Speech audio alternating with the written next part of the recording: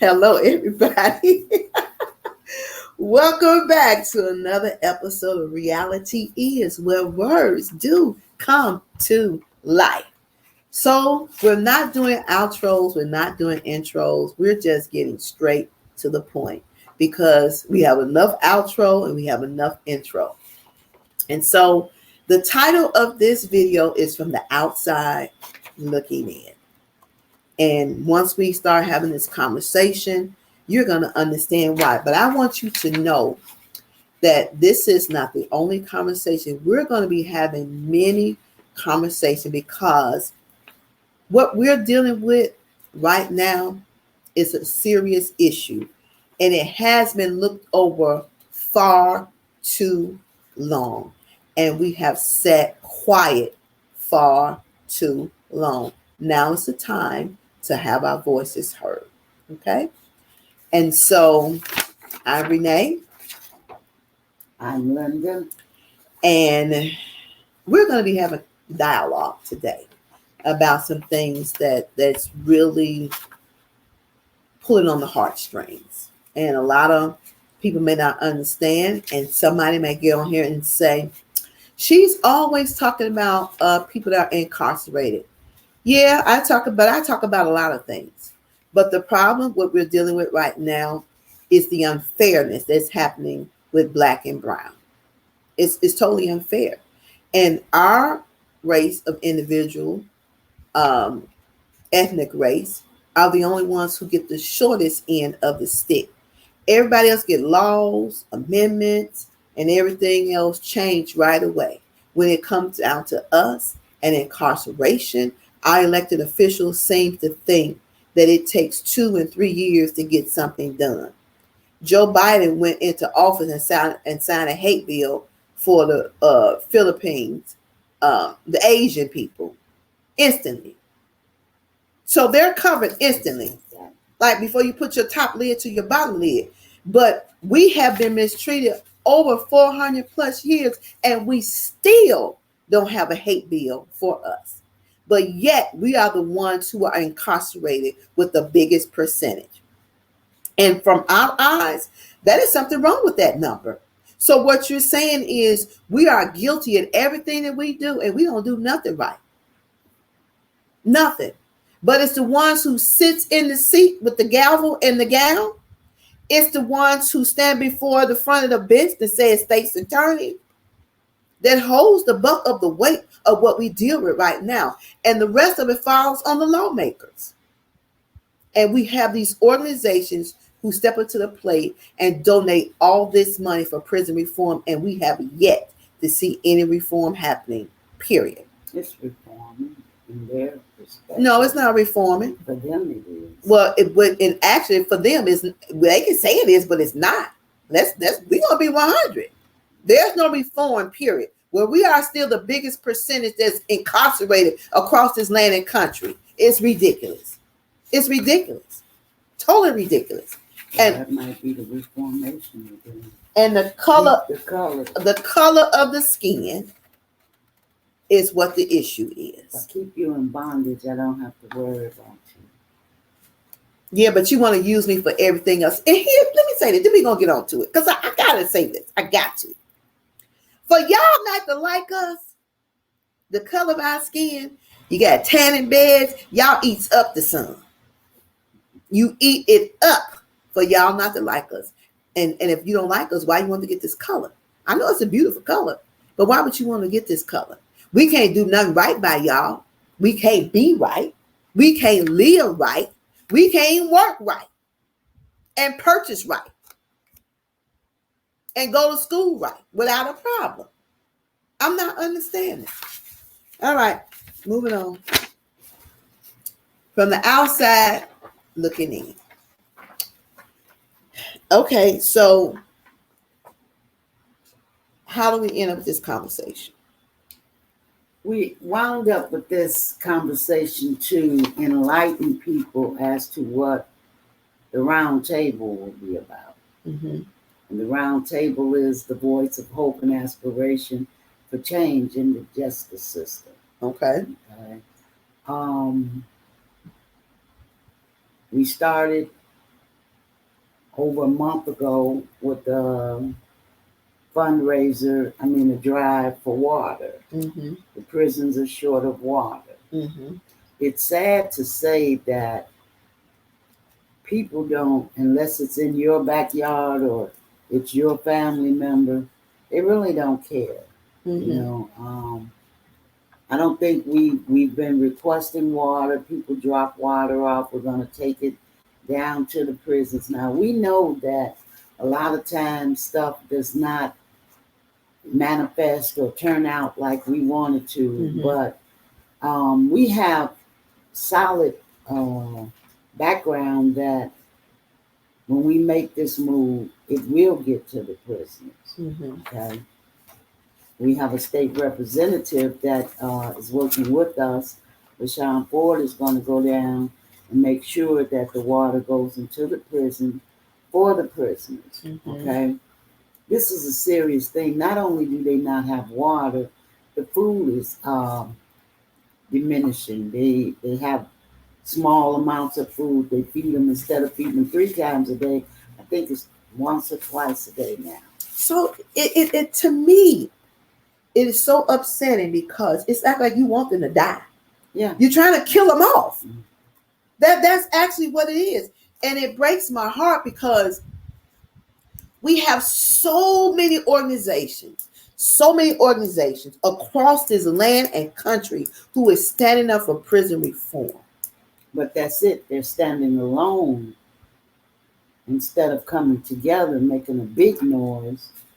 I'm in my lane. I'm over here on the south side, and you're on the west side. Well, here's what we're going to do. I'm challenging every organization that is representing prison reform, whether you're a parent, mother of inmates, Justice Center, MacArthur Foundation, Equal Justice Initiative, Policy Initiative, Democrats for Prison Reform, Reform Alliance, everybody that's standing up, Color of Change, all these organizations that's standing up for us to have fairness, transparency, honesty in our justice system, and for our voices to be heard, and not just us being on the end of the train, mm-hmm.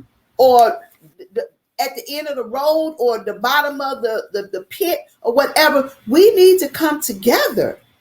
So I challenge you that we come together and make some noise, because this has to cease. These are human beings. They're not animals at all. They're human beings. And I even challenge you, elected officials, everybody that sits in the seat, and you want to put them little billboards up on the side of the road and inside the stores, and you want to have your team of elected working at the call center to call these people and tell them what a great individual you are. Well, this is the time where you put your money where your mouth is at. That's all I'm saying. Okay.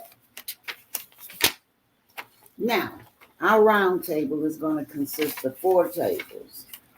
The tables are dehumanization, excessive sentencing, wrongful convictions, and the Accountability Act. Mm-hmm.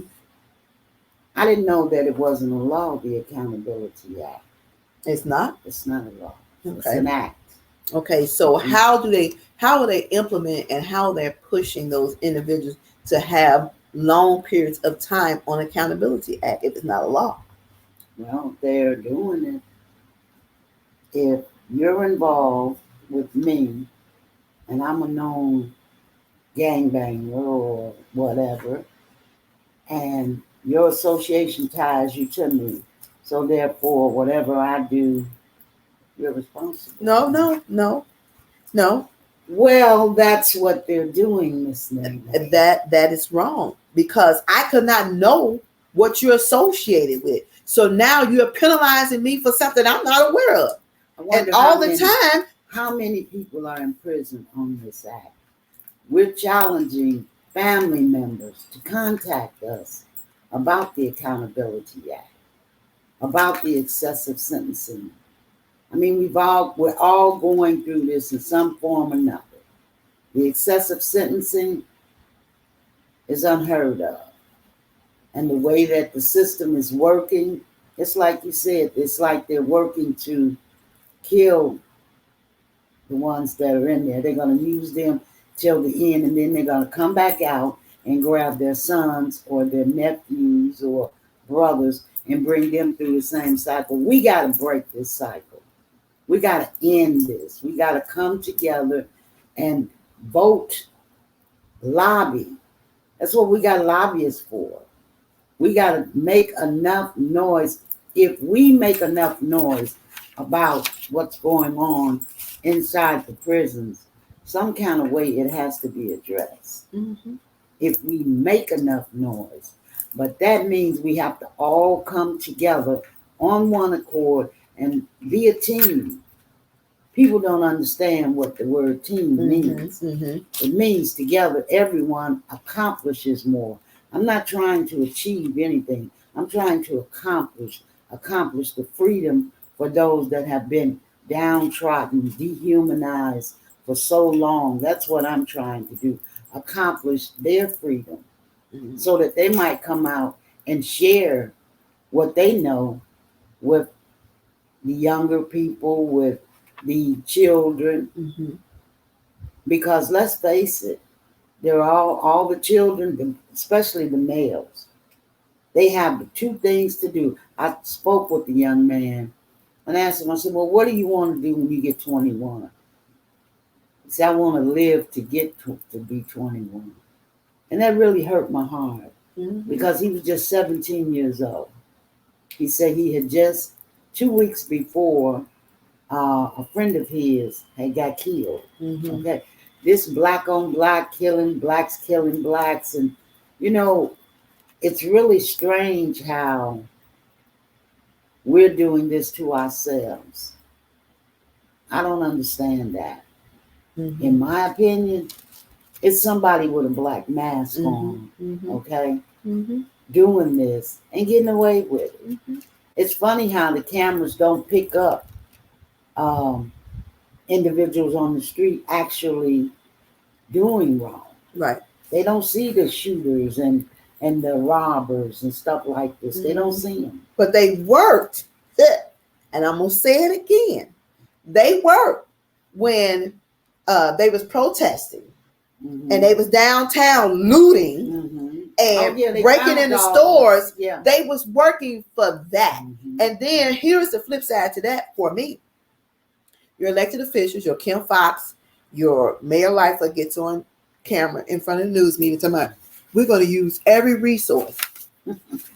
I'm do like y'all do. We're going to use every resource at our disposal.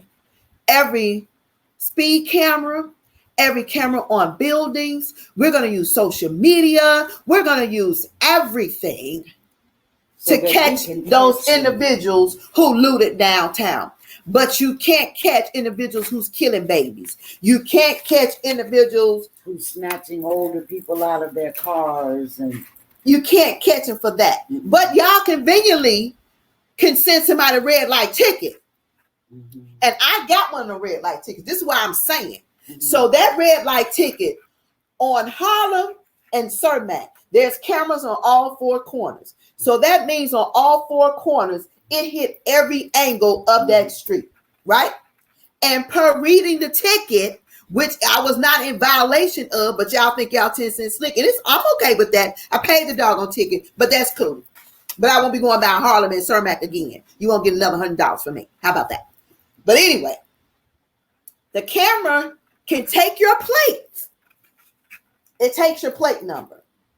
Takes a picture of your car when you're sitting there and when you turn. So you mean to tell me you can't take a picture of somebody shooting or someone snatching a person out of their car or the Amber Alert we got yesterday. Oh yeah. For the 7-month-old baby. Mm-hmm. Now, if that individual is driving down the streets or whatever and they got a red light camera, y'all catch everything else. Y'all couldn't catch that. Y'all couldn't catch that. Even if they went through the toll booth have cameras too. And y'all can't catch that. So help me to understand why all this crime is happening and people are getting away with it and you don't have no knowledge of it. But you can catch what you want to catch when you want to catch it. You can use all the resources that you have when you're covering certain areas. And those areas are areas where white people live. Because I'm going to call the shit what it is. Downtown, y'all was only concerned about downtown because y'all didn't care about Pulaski and Madison. Even though people say it was loot real bad, they weren't looting that bad because Madison Pulaski ain't still been fixed since Martin Luther King. So it ain't been up to par. They weren't looting that bad. But they did loot a lot downtown. And here's where we know the racism exists because you didn't catch the white people throwing the rocks and going against them, but you caught the black people. And that's a problem for me. That's a problem for me. When even talking about this, when a white person go to court, they can be caught dead on camera with the gun in their hand, like they had the husband and the wife when those Until Freedom was protesting somewhere. They came out with shotguns and the woman had the gun and she was pointing it at the protesters in the street. Did they get arrested? No, they did not. Now let's take the color off the white folks and make the color black. Let a black couple have been out there with a shotgun and a gun aiming at some white people protesting. Y'all to lock their ass up before they even raise their hand up with the guns. Just like the insurrection at the Capitol. See, this is how all this stuff comes up. The insurrection at the Capitol. The video showed the police opening up the barricade to let them in. They beat up people and some people died. Right? Those individuals went to court and most of them went home that night. Now, let's flip it. When the black people was protesting, they was thugs, criminals, and all kinds of crap. Y'all didn't label not one of them raggedy folks in the insurrection of the Capitol because they was thugs and criminals and all that other stuff too. And poor white hillbillies. See, y'all got to set a rule for white folks and then you got to set a rule for black people. Colored. People of color. And I'm sick of it. I don't have no patience, no tolerance for this foolishness. I don't have no patience or tolerance for you elected officials sit up there and part your lips and all you blow out is hot air. I don't have no tolerance for it. I don't. This is what we're going to try to do. Yeah. We're going to work this round table where we're going to call them out. Mm-hmm. We're going to have spokespersons to speak on our behalf about the incidents and the scenarios that people have lived through. Mm-hmm. We're going to have mothers there to talk about what they face with their family members incarcerated. Wives whose husband's been gone so long that the kids don't even know who he is. Exactly. We're going to have people to come out and voice their hurt, their pain. We want the dehumanization to end. Right. People are people and should be treated as such. And so what are you defining dehumanization? Dehumanization, sweetheart, is really the process of depriving a person or a group of positive human qualities. Okay? The consequences of systematic dehumanization of one racial group in a society can be horrific. And we're in a horrific society. Now. We are. We're in a horrific society. So what about your opinion on excessive sentencing? Excessive sentencing has been in existence for decades. It's a harsh, extreme sentence that left us with the world's highest incarceration rates. Okay? That's excessive sentencing. And that incarceration rate affects black and brown. Only black. Only black and brown. Okay. What about wrongful convictions? And the wrongful convictions is a faculty innocent of the charges. They were procedural errors that violated that convicted person's rights. In other words, a wrongful conviction in the justice system is a right conviction because it's taking one of color off the streets, creating a hardship for that family, and giving them excessive sentencing. And for a crime that they 2-to-1 didn't do. And 9 times out of 10, they know they didn't do it. Yeah, yeah. They have the information. It's just the way they word the things that they do. If there's a ballistic report and the ballistic report shows inconclusive evidence that you were involved, they will say that the ballistic report was inconclusive, that they really couldn't say that it was you or it wasn't you. Mm-hmm. When in all truth and reality, It wasn't. it was either you or it wasn't you. Okay. Okay, but it's the wording that they use. But then it rolls over to the judge who listened to what's being presented, right? Right. So if it's inconclusive evidence and they don't know whether it was me or not, how can the judge then say it was you? Because the prosecutor has had their little meeting, and they have determined that it was you. That it was you. Mm-hmm. Whether you were, but they knew whether you were in another state mm-hmm. or not. Mm-hmm. It was you. Mm-hmm. Okay, so that lets us know that they're a team. Yep, they're a team, mm-hmm. and they're working together. Mm-hmm. The judge, the prosecutor, even the public defenders mm-hmm. in some cases. Mm-hmm. They're told to stand down. Right. This is going this way. But a lot of this, as we sit in these scenarios and conversation, a lot of this is to garner power of position. Yes. So if I lock up 20, 30%, of people that's on the street, then don't go to that judge because that judge is a mean judge and he don't play or she don't play. But you're not playing fair. Y'all asses took an oath of office. Put your hands on the Bible. But do you know what the other oath was that they said behind the? No, we don't know what the other oath was. Because it had to be another oath before they came up and took that oath.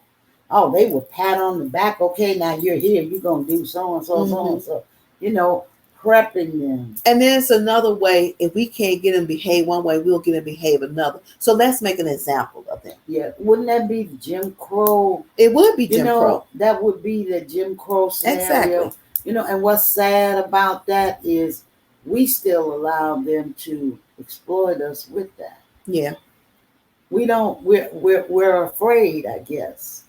I think we've gotten to a point that we feel like our voice. We've been beat down so much. We won't. They're not going to do nothing. They don't. But we have to stand strong together. You have to keep fighting. You have to stand strong together. Fighting. You have to. You know what, Renee? It's like being behind a big boulder, and you got pitchfork. Okay, or you're in locked up in a room. Mm-hmm. And they've given you a spoon, okay? Mm-hmm. Now your floor is dirt. Mm-hmm. You got to take that spoon and flip that bowl. Steady, okay? Mm-hmm. Whereas by the time you come out, you're either too old to do anything, or too sick, mm-hmm. and you're tired. Mm-hmm. You're tired. Mm-hmm. What's really sad is when they release our people, they don't give them the right equipment that they need to be able to come out and become sustainable, to become self-sufficient. Okay, we're going to talk about that on another video. But is that all about this? That's it. Because we're coming back. That's it. All right? Because in the next video, we're going to have a lot to say. And I just want to say this. You all can expect a lot more videos to come because until we see a change, until our voices are recognized and heard, and the action is placed behind what we're asking for, they're going to keep coming. And I say dig as much as you want, because that's what you all do, to try to find something. And half of y'all already know what the situation is, and I'm fine with that. And I'm still going to keep speaking my voice on the wrongfulness that's being done to the Black and brown. And I'm still going to be pulling elected officials' coattails as I do. And we will be inviting and them. I will never apologize for pulling coattails, ever. So let me clear that up. If you're waiting for an apology, it's not going to happen. Because I'm going to make this statement once more again. You are our employee and we are the employer. And without us as voters, you can't sit in the seat because you need a percentage of us to vote for you. And y'all should remember that when y'all sit behind these closed doors and have these private conversations. All right. So that concludes this episode of Reality Is, where words do come to life. And we'll be right back. Take care.